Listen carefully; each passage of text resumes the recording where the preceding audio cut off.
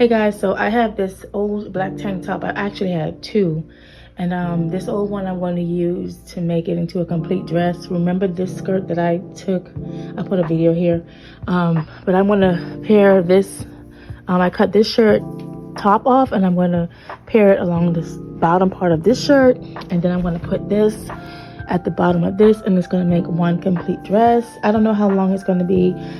Not sure if I want it that long, but we'll see. Yeah, we'll see. So guys, I finally finished the outfit, and this is what it looked like. It's very stretchy. The t-shirt is stretchy, and you can use your t-shirt on top and then cut the other t-shirt in half, use it at the bottom, and then attach your whatever skirt that you may have at the bottom.